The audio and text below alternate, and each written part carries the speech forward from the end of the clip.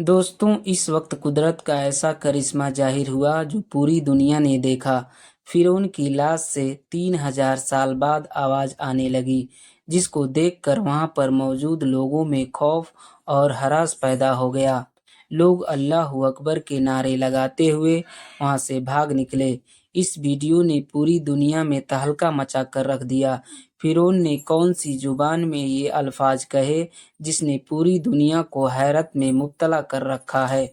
दोस्तों, अल्लाह तबारक ताला सारी कायनात का मालिक है, कोई उसका शरीक नहीं है। यहूदियों ने जब उज्जैन अलैहिस्सलातु सलाम को खुदा का बेटा कहा तो अल्लाह तबारक ताला ने उन पर अपना अजाब नाजिल कर दिया। जब ईसाइयों ने ईसा अलैहिस्सलाम को अल्लाह तबारक ताला का बेटा कहा तो अल्लाह तबारक ताला ने फरमाया, यह इस कदर सख्त अल्फाज बोले तो करीब है कि आसमान इन पर गिर पड़े।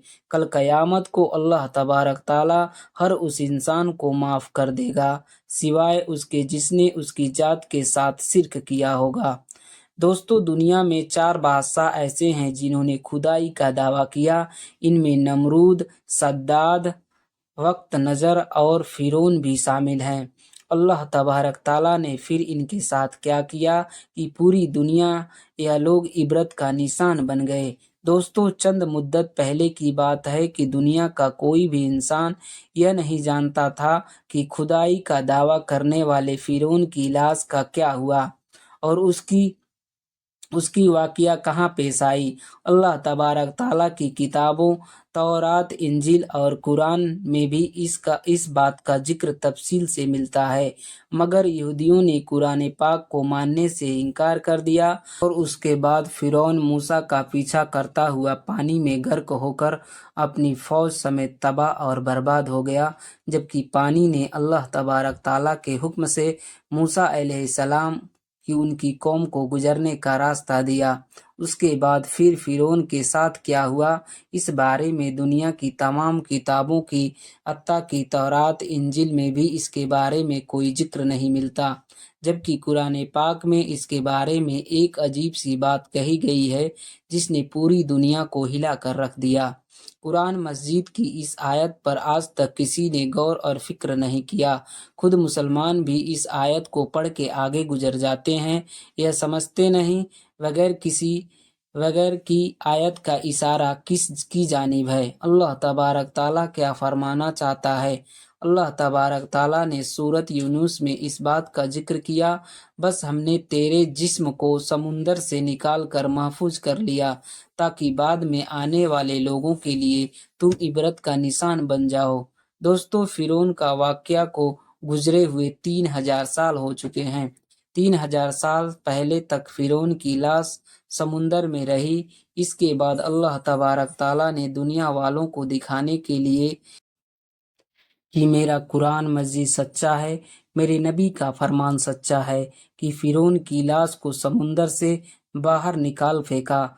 दोस्तों, कई दिन फिरौन की लाश समुंदर के साहिल पर पड़ी रही, मगर किसी जानवर ने इसको मुंह तक नहीं लगाया, हत्ता कि कोई परिंदा भी उस जानिब न गया। एक दिन एक मिस्र की जो कि भेड़ बकरियां चराता हुआ उसकी तरफ गया।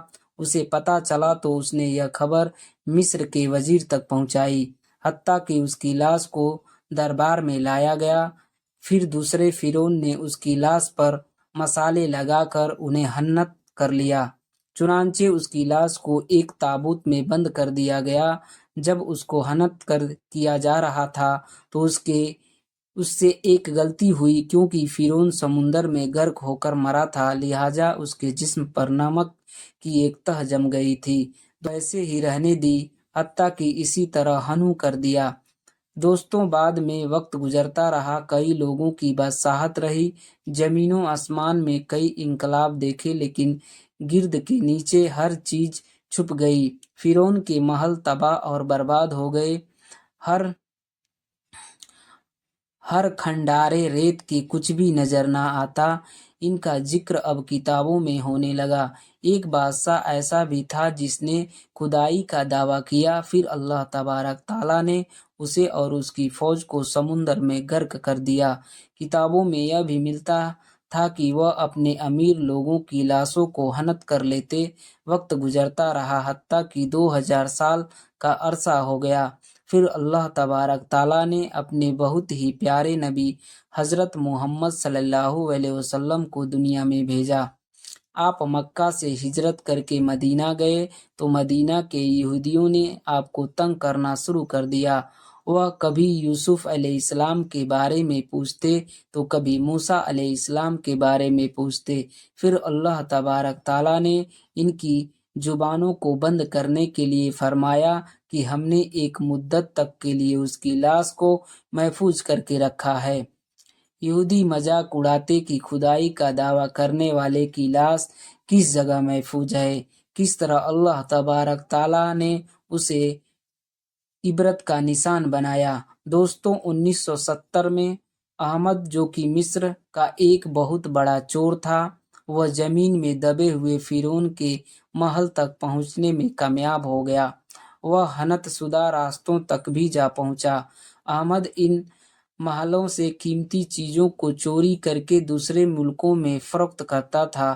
ایک دن وہ دریا نیل کے کنارے پر اسی سلسلے میں گھوم رہا تھا جب اسے فرعون کی خفیہ راستے کا پتہ چلا۔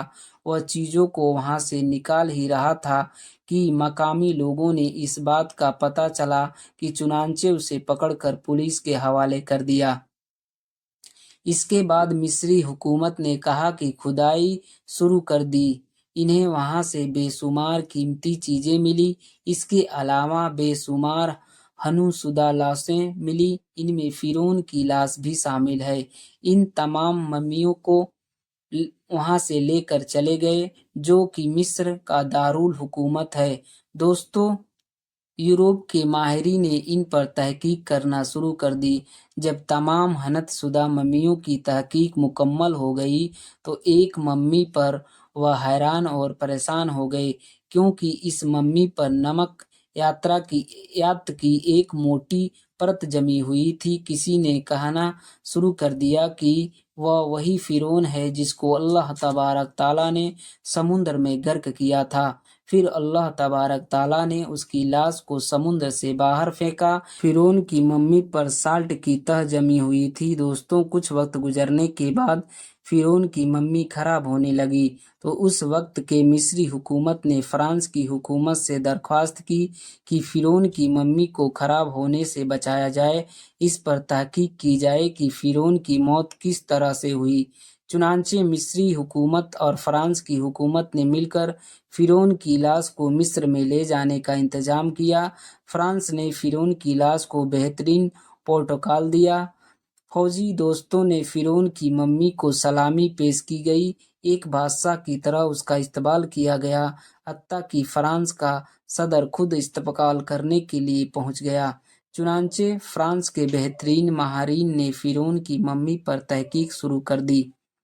ممی کا تمام طریقوں سے جائزہ لیا گیا تو معلوم ہوا اس کی لاش میں سمندر کے ذرہ بھی تک موجود نہیں ہے، جبکہ اس کی موت بھی پانی میں ڈوبنے کی وجہ سے ہوئی ہے۔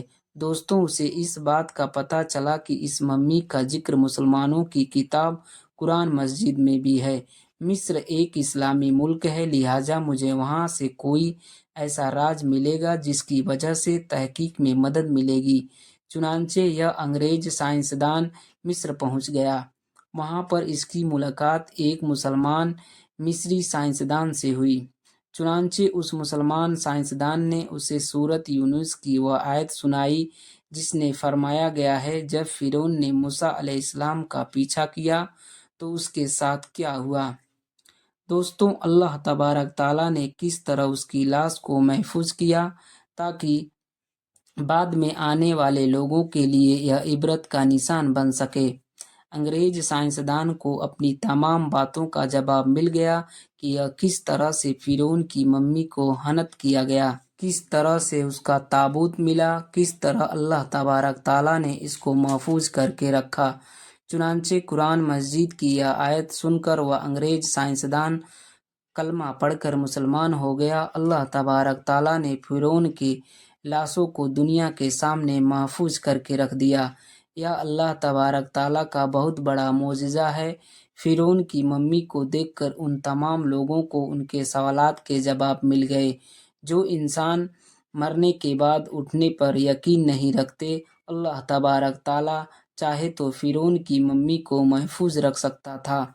आज पूरी दुनिया देखती है कि अल्लाह तबारक ताला ने किस तरह उसकी लाश को महफूज करके रखा है, किस तरह लोग उसे देखने के लिए जाते हैं, और वह फिरौन जो अपने आप को खुदा कहता, किस तरह उसकी मम्मी पड़ी है। देखने वालों के लिए यह इबरत है। नेशनल जियोग्राफी की जानिब से एक ऐसी वीडियो सामने आई जिसे देखा जा सकता है कि फिरौन की लाश से कुछ आवाज़ें आ रही हैं। कहा जा रहा है कि यह अरानी जुबान के अल्फाज हैं। दोस्तों, अगर बदकिस्मती यह है कि पूरी दुनिया में अरानी ज़बान बोलने वाला एक भी आदमी नहीं है और ना ही कोई समझ सकता है यह क्या कह रहा है। दोस्तों, अल्लाह तबारक ताला कुरान मस्जिद सच्चा है, अल्लाह के नबी का फरमान सच्चा है। अगर हम कुरान मस्जिद को तर्जुमे के साथ पढ़ें तो हमारी ज़िंदगी तब्दील हो सकती है। वह कौन से लोग हैं जो कुरान मस्जिद को तर्जुमे के साथ पढ़ते हैं? कमेंट बॉक्स में ज़रूर बताइएगा।